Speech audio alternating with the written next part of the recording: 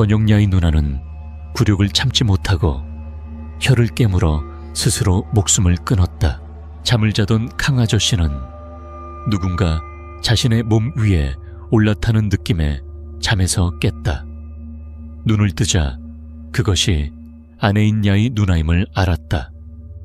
야의 누나를 뒤집어 본 강 아저씨는 충격에 얼어붙었다.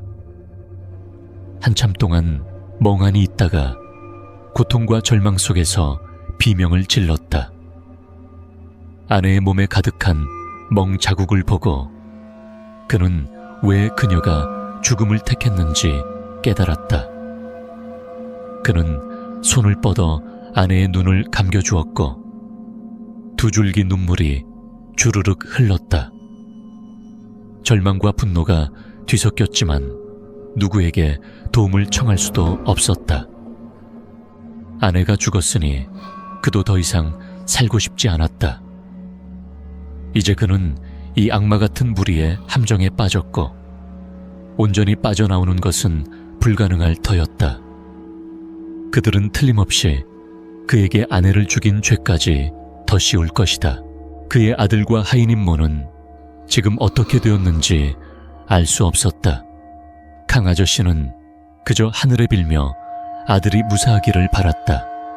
갑자기 그는 분노에 찬 눈빛으로 일어나 벽으로 돌진했다. 그는 아내 곁에 쓰러졌고 그의 손은 아내의 손을 꼭 잡았다. 눈가에 한 줄기 눈물이 흐르더니 그의 눈이 천천히 감겼다. 다음 날 모든 하인들은 풀려났지만 강 부호 부부는 죄를 두려워해 함께 자살한 것으로 결론 지어졌다. 그들의 모든 토지와 집은 몰수되어 창 총관에게 관리 권한이 넘어갔다. 오늘 창 총관의 집은 매우 떠들썩했다. 사람들의 웃음소리와 대화가 시끌벅적했고 도성에서 온 손님들이 그의 집에 몰려들었다. 그들은 창 총관의 60번째 생일을 축하하기 위해 왔다. 돼지가 도살되는 소리, 닭과 오리가 꽥 울어대는 소리, 창 총관의 재촉과 호통 소리가 끊임없이 울렸다. 창 총관의 맏아들 광과 둘째 부인인 투엣은 멋지게 차려입고 정문에서 손님들을 맞이하며 아버지를 대신해 인사했다. 광은 가끔 지나가는 하인들을 노려보며 호통을 쳤다. 광은 어릴 때부터 창 총관에게 응석받으며 자라 성격이 오만하고 누구도 우습게 여겼다.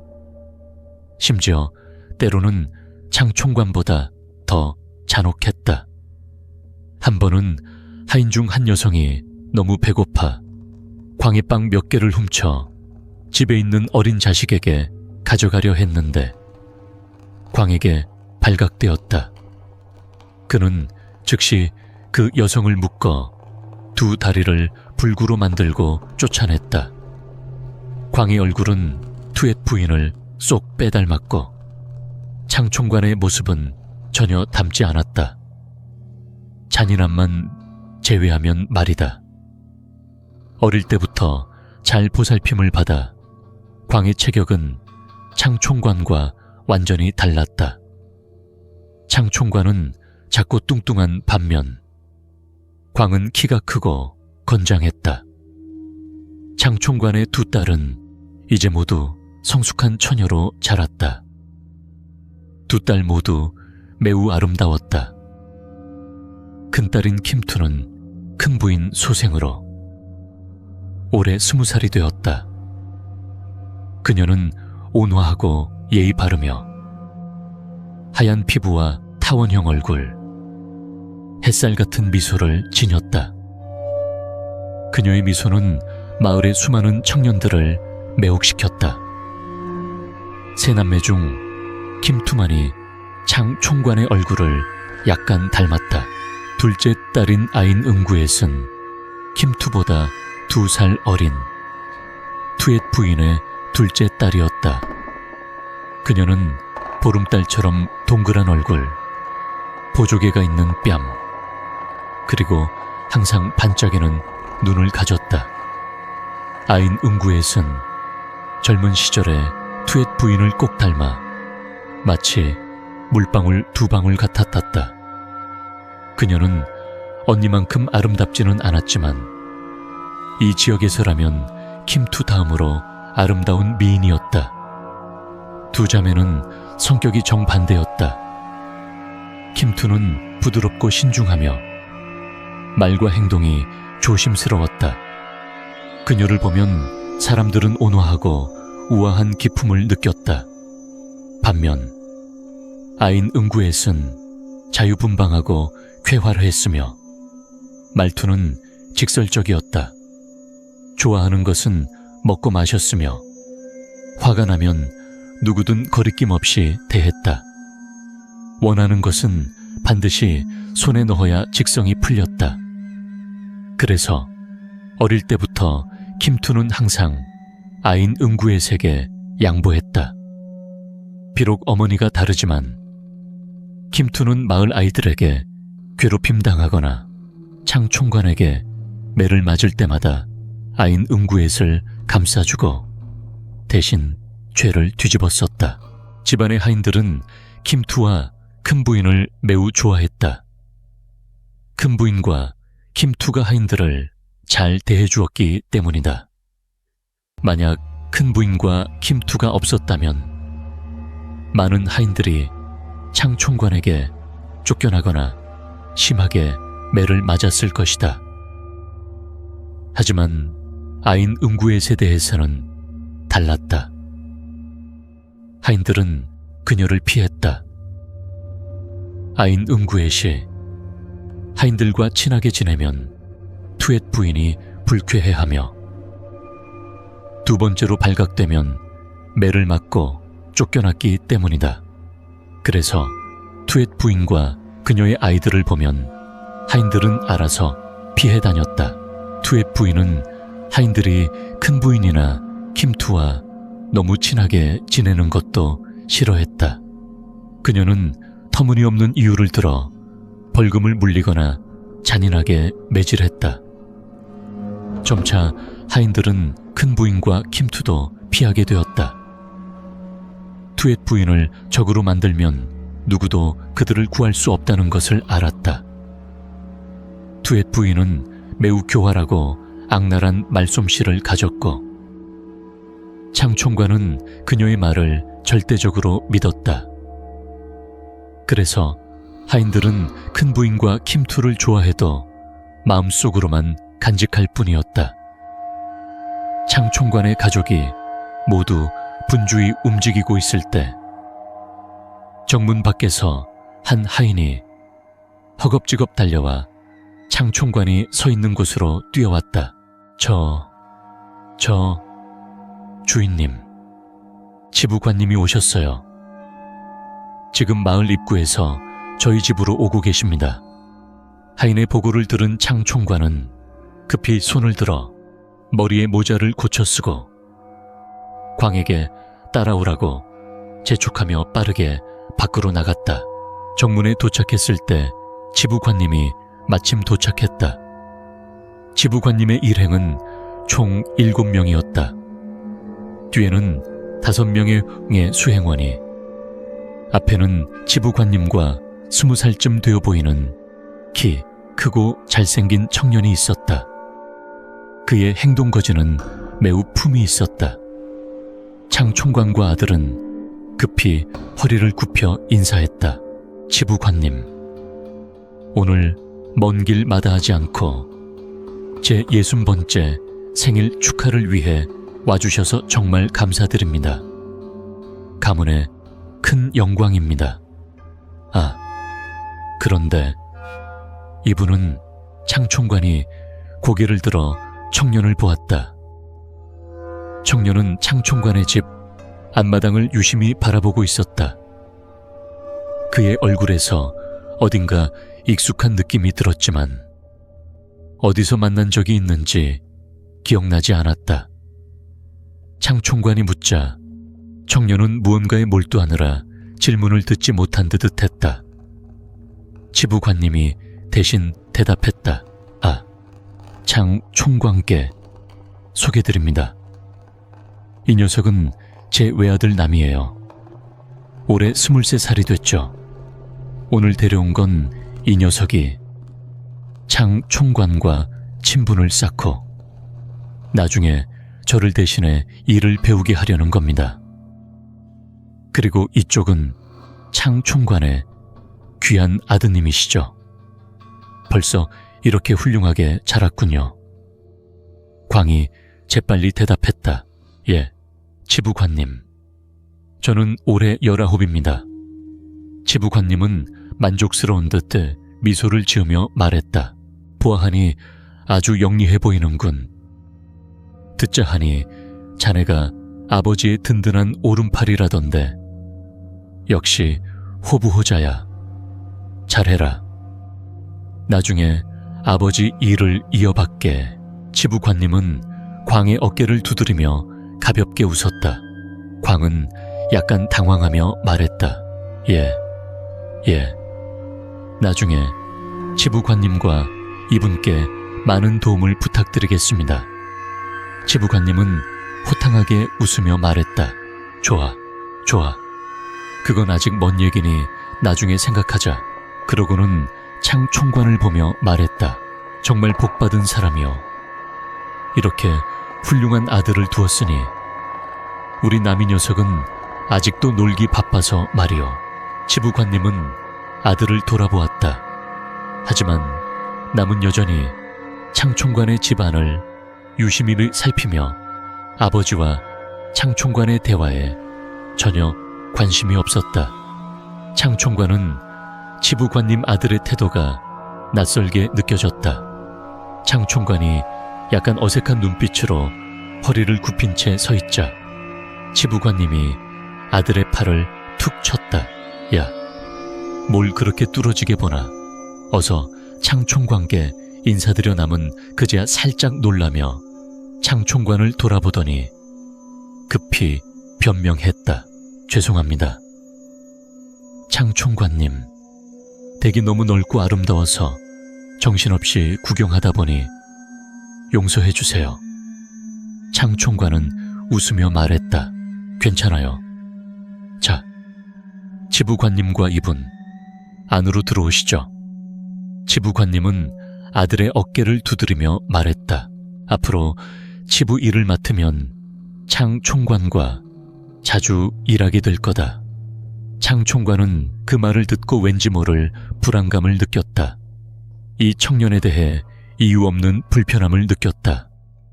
지부관님은 최근 부임한 인물이라 창총관과 자주 접촉하지 않았기에 오늘 그는 말과 행동을 더욱 조심했다. 창총관의 가족은 오늘의 창총관을 알아보지 못할 정도였다. 평소 하인들을 거침없이 호통치고 매질하던 그가 오늘은 허리를 굽히고 공손했다. 마치 집안 하인들이 그를 볼 때처럼 말이다. 지부관님이 도착한 후 광 역시 온순하고 예의 바르게 행동했다. 하인들에게도 부드럽게 말을 걸었다. 지부관님의 아들이 왔다는 소식을 들은 아인 응구엣은 어머니 투엣 부인의 말에 따라 방으로 들어가 옷을 갈아입고 단장했다. 그녀는 창문 틈으로 몰래 남을 훔쳐보았다. 심장이 빠르게 뛰었고 뺨이 발그레해졌다. 그녀는 속으로 중얼거렸다. 역시 지부관님 아들답네. 정말 고귀하고 품이 있어. 아인 응구엣은 혼자 미소를 지으며 급히 밖으로 나갔다. 생일 잔치 내내 아인 응구엣은 계속해서 남을 훔쳐보았다. 남의 말투와 행동 하나하나가 그녀를 설레게 했다. 갑자기 창총관이 아인 응구엣과 킴투를 앞으로 불러내 손님들에게 소개했다. 킴투는 담담하고 예의 바르게 미소 지으며 모두에게 인사했다. 반면 아인 응구엣은 평소와 달리 수줍고 부끄러워했다. 투엣 부인은 딸의 변화를 눈치챘다. 은구엣이 자꾸 남을 훔쳐보는 것을 보고 만족스러운 미소를 지었다. 창 총관이 두 아름다운 딸을 소개한 후 지부관님이 자신의 아들을 소개했다. 남은 예의 바르게 일어나 모두에게 인사하며 자신을 간단히 소개했다. 사람들은 창 총관의 두 딸을 칭찬했고 특히 남에게는 더 많은 찬사를 보냈다. 몇몇은 창 총관을 놀리며 소공어렸다. 갑자기 림 이장이 목소리를 높였다. 지부관님과 창 총관께 말씀드리자면 지부관님의 아들은 아직 미혼이고 창 총관의 두 딸은 꽃처럼 아름답습니다. 두 집안이 사돈을 맺으면 어떻겠습니까? 제 생각엔 문호가 딱 맞는 것 같습니다. 림 이장의 말에 모두가 떠들썩하게 동의하며 환호했다. 아인 은구엣은 그 말을 듣고 심장이 더 빠르게 뛰었다. 얼굴이 새빨개져 부끄러움에 방으로 들어가 밖에서 오가는 대화를 들었다. 또 다른 이장이 말했다. 제 생각엔 남 도련님이 김투 아가씨와 결혼하는 게 제일 어울립니다. 나이도 비슷하고 김투가 큰딸이니 언니가 먼저 시집 가는 게 당연하지요. 모두가 그 의견에 박수치며 동의했다. 창 총관은 매우 기뻤다. 딸이 지부관님의 아들과 결혼하면 그의 세력이 더 커질 것이고 이 지역에서 그를 당할 자는 없을 터였다. 하지만 두 이장의 말에 그는 약간 어색해하며 말했다. 예, 지부관님. 다들 재미로 하는 말일 뿐입니다. 창 총관이 말을 끝내기도 전에 지부관님이 끼어들었다. 아니, 그렇게 말씀하시면 섭섭하죠. 우리 남이가 창 총관의 딸 중 하나와 결혼한다면 더 바랄 게 있겠소. 중요한 건 아이들이 서로 좋아해야 한다는 거요. 그럼 내가 지지할 거요. 지부관님의 말을 듣고 창 총관은 얼굴이 밝아졌다. 지부관님이 이렇게 이해심 많고 개방적인 사람일 줄 몰랐다. 김투는 큰 부인 하와하인들과 집안에서 이야기를 나누고 있었다. 생일 잔치가 시작된 이후로 그녀는 지부관님의 아들에게 전혀 관심이 없었다. 심지어 그의 얼굴도 제대로 보지 않았다. 하지만 밖에서 사람들이 그녀의 이름을 언급하자 그녀는 남이 앉아있는 곳으로 시선을 돌렸다. 마침 남도 그녀를 바라보고 있었다. 두 사람의 눈이 마주쳤고 남은 미소를 지으며 가볍게 고개를 끄덕였다. 김투는 고개를 숙였고 뺨이 살짝 붉어졌다. 곁에 있던 큰 부인 하가 그 모습을 보고 말했다. 너도 이제 다 컸으니 좋은 신랑감을 찾아야지. 저는 저 남 도련님이 괜찮아 보이는데. 어머니 눈은 틀린 적이 없어. 김투는 부끄러움이 가득한 눈빛으로 어머니를 보며 말했다. 결혼 안 할 거예요. 어머니 곁에서 어머니를 모시고 싶어요. 그러고는 자신의 방으로 들어갔다. 밖에서 남은 김투를 계속 바라보았다. 한편 방에서 다시 화장하며 창문 틈으로 상황을 지켜보던 아인 은구엣은 남이 김투를 좋아하는 듯한 모습을 보고 마음이 무거워졌다. 하지만 곧 마음을 다잡고 남을 꼭 얻어야겠다고 결심했다. 화장을 끝낸 그녀는 거울을 보며 자신을 확인하고 밖으로 나갔다.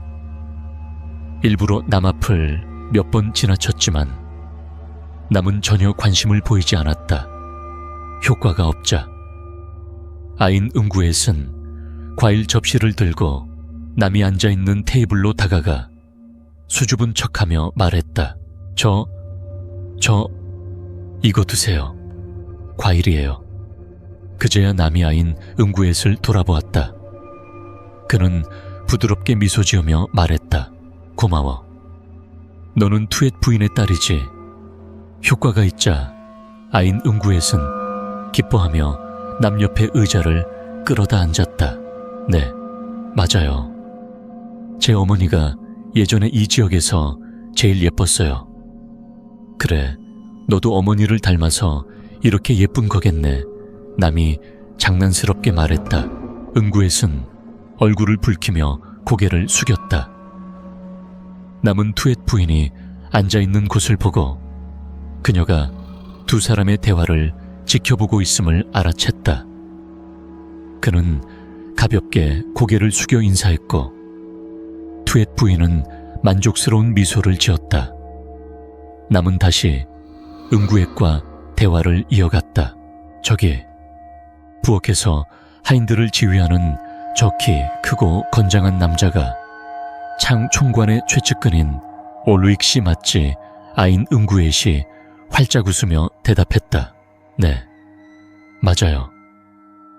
지금 집안일은 거의 릭 아저씨와 제 오빠 광이 처리해요. 덕분에 아버지가 많이 편해지셨어요. 남은 찻잔을 입에 대며 한 모금 마시고 감탄했다.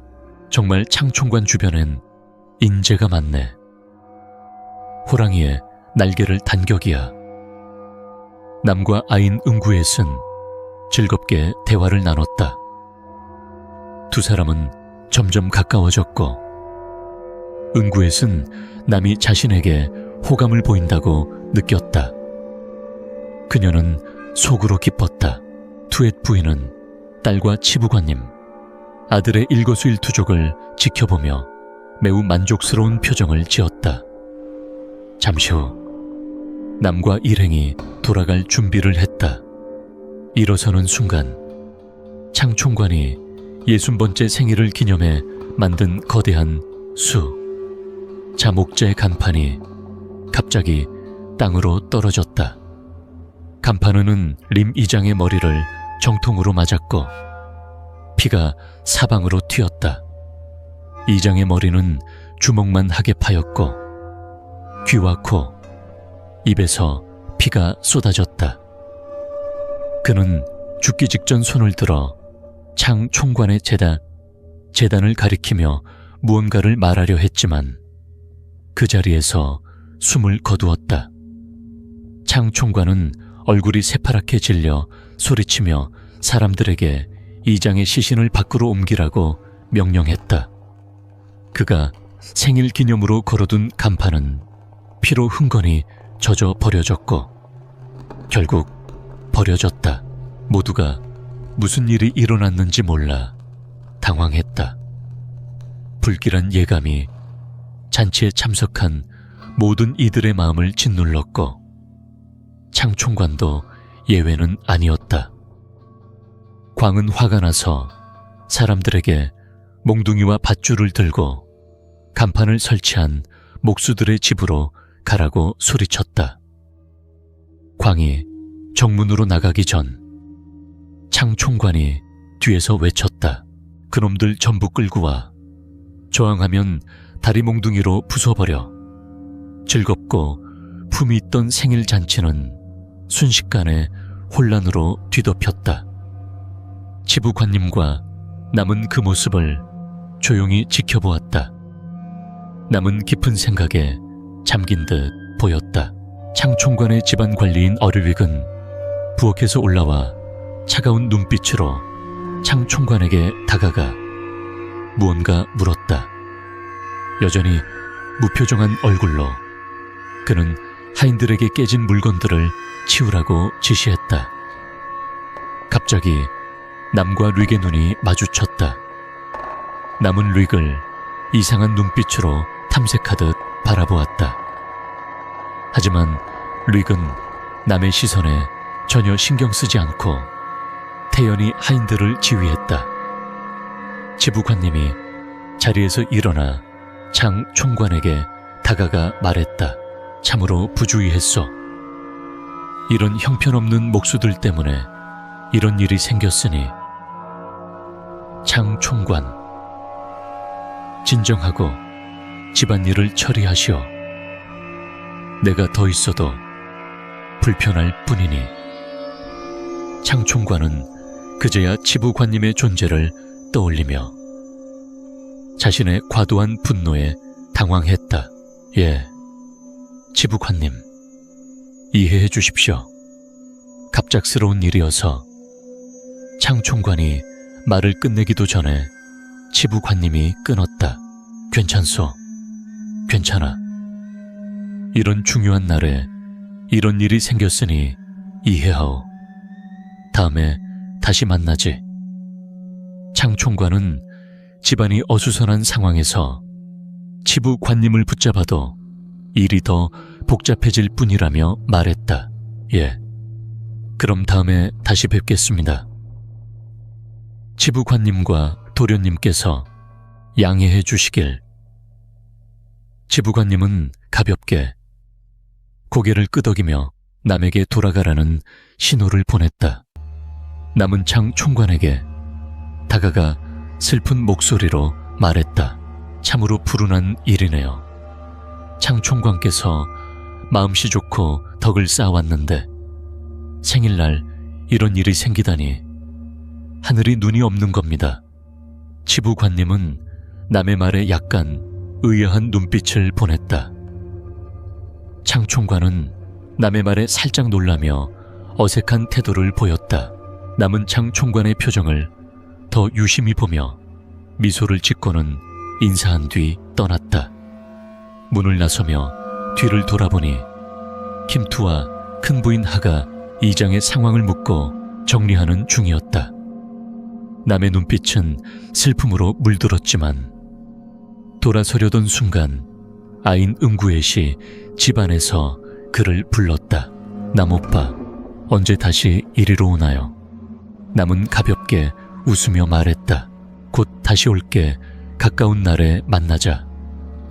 지부관님, 일행이 떠나자 장 총관의 집 분위기는 진정으로 긴장감이 감돌았다. 그때 광은 간판을 설치한 두 목수를 묶어 마당으로 끌고 왔다. 릭은 말없이 다가가 두 목수의 멱을 잡고 거의 죽을 때까지 조였다. 길에서 이미 광에게 심하게 얻어맞은 두 목수는 숨을 헐떡이며 말했다. 장 총관님, 살려주세요. 저희가 감히 그럴 리 있겠습니까? 누가 고의로 망가뜨린 건 아닌지 확인해 주세요. 저희는 아주 꼼꼼히 날 설치했고 끝난 후에도 몇 번이나 확인했습니다. 억울합니다. 두 목수의 말이 끝나자 광이 다가가 칼을 들었다. 그는 한 목수의 팔을 잡아당기더니 단칼에 새끼손가락을 잘랐다. 피가 사방으로 튀었고 목수는 고통으로 비명을 질렀다. 광이 다른 목수의 손가락을 자르려 하자 큰부인 하와 김투가 달려와 말렸다. 큰부인 하가 말했다. 광아, 진정해. 먼저 어떻게 된 일인지 확인해야지. 이렇게 하면 사람들이 너무 불쌍하다. 큰부인 하의 말이 끝나자 광은 그녀의 손을 뿌리치며 말했다. 손 떼세요. 당신은 내 어머니도 아니고 내가 무슨 일을 하든 간섭하지 마세요. 광이 어머니에게 무례하게 말하는 것을 본 김투가 말했다. 그 버릇없는 태도는 어디서 배운 거야? 사람을 이렇게까지 괴롭히는 게 인간으로서 할 짓이야. 김투의 말이 끝나자 하늘에서 떨어지는 듯한 뺨따귀가 그녀를 때렸다. 놀랍게도 그건 광이 아니라 투엣 부인의 손이었다. 투엣 부인은 소리치며 악을 썼다. 누가 잔인하다고. 이 녀석들은 돈 받고 일하면서 엉터리로 했으니 대가를 치러야지. 이 마을 사람들 보세요. 큰 부인과 그 딸이 외부인을 감싸고 사람을 죽이고 창총관의 생일을 망친 이 녀석들을 감싸는 거예요. 배신자들이지. 그러고는 르윅을 노려보며 말했다. 르윅, 저기 큰 부인과 그 딸을 방으로 끌고 가. 여기서 할 일 없어. 르윅은 턱짓으로 두 하인에게 큰 부인 하와 킴투를 방으로 끌고 가라고 지시했다. 킴투의 눈에는 눈물이 고였지만 억울함에 말문이 막혔다. 이 모든 일이 창 총관 앞에서 벌어졌지만 그는 아무것도 보지 않은 듯 무시했다. 그는 투엣 부인과 그녀의 아들을 지지하지도 말리지도 않았다. 큰 부인 하와 김투가 투엣 부인과 광에게 억압받는 것은 처음이 아니었다. 투엣 부인이 광을 낳은 이후로 늘 그랬다. 창총관은 큰 부인과 김투를 더 이상 신경 쓰지 않았다. 집안의 모든 일을 투엣 부인이 처리했고 그는 옳고 그름에 상관없이 개의치 않았다. 큰 부인과 김투는 집에서 마치 남처럼 하루하루 참으며 살았다. 큰 부인 하와 김투가 르윅의 신복 2명에게 방으로 끌려간 순간 또 한 번의 비명이 울렸다. 집안 하인들은 그 광경을 보고 얼굴이 하얗게 질렸다. 창총관은 그제야 진정하며 르윅을 불러 말했다. 가서 다시 확인해봐. 왜 간판이 떨어진 건지 알아내라. 만약 저 두 녀석이 엉터리로 한 거면 다시는 일 못하게 만들어. 르윅은 대답하며 광과 함께 간판을 살펴보러 갔다. 잠시 후 르윅은 허탈한 표정으로 돌아왔다. 창총관이 급히 물었다. 어떻게 된 거야? 원인을 찾았나? 르윅이 말했다. 주인님, 정말 이상합니다. 간판의 철사 거리를 묶은 부분이 뭔가에 뜯겨 구멍이 났고 그래서 철사가 빠져 간판이 떨어졌습니다. 창총관이 소리쳤다. 터무니없어. 그 간판이 얼마나 두꺼운지, 무슨 나무로 만든 건지 몰라. 어제 아침에 걸었는데 그게 가능하단 말이야.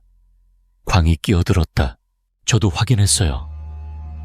정말로 쥐가 철사를 묶은 부분을 갉아서 구멍이 났고 그래서 철사가 빠져 간판이 떨어진 겁니다. 믿지 않으시면 직접 보세요. 르윅과 광의 말이 믿기지 않은 창총관은 급히 정원 구석에 버려진 간판으로 달려갔다. 광과 르윅의 말이 사실이었다. 터무니없지만 현실이었다. 창총관은 망연자실 주저앉으며 중얼거렸다. 도대체 무슨 놈이 이렇게 갉아 쥐라니. 그럴 리 없어. 그럴 리 없어. 결국 광은 거대한 쥐가 구멍을 내 간판을 떨어뜨렸다고 결론지었다. 광은 두 목수를 풀어줬지만 사과 한마디나 치료비 한 푼 없이 돌려보냈다. 그날 밤 창총관의 집은 이상할 정도로 고요했다. 달빛은 때로는 밝고 때로는 흐릿하게 비추며 음산한 분위기를 만들었다. 자정 무렵 갑자기 어디선가 까마귀 떼가 날아와 창총관 집 앞 느티나무에 빽빽이 앉았다. 그들의 처량한 울음소리는 불길한 일이 다가오고 있음을 알리는 듯했다. 큰 부인 하와 김투는 창문을 열고 느티나무를 바라보았다. 큰 부인 하가 말했다. 느티나무 꼭대기에 남자와 여자가 서 있는 것 같아. 왜 저 까마귀가 나를 보며 눈물을 흘리는 거지? 큰 부인 하가 중얼거리자 김투가 의아해하며 물었다. 어머니, 왜 그러세요? 이런 시간에 누가 나무 위에 있겠어요? 이 느티나무엔 가끔 까마귀가 와서 앉잖아요. 오늘 좀 시끄럽게 우는 것뿐이에요. 어머니 오늘 하루 피곤하셨으니 일찍 주무세요. 김투는 창문을 닫았다. 큰 부인 하의 눈빛은 슬픔으로 가득했고 그녀는 천천히 누웠다. 밖에서는 까마귀들이 여전히 애처롭게 울었다. 광은 까마귀 소리에 잠이 깨어 짜증이나 창문을 열고 욕을 하며 느티나무를 향해 돌을 던졌다. 그 후 모든 일은 다시 평소로 돌아갔다. 창 총관의 집안은 다시 제 궤도로 돌아왔다.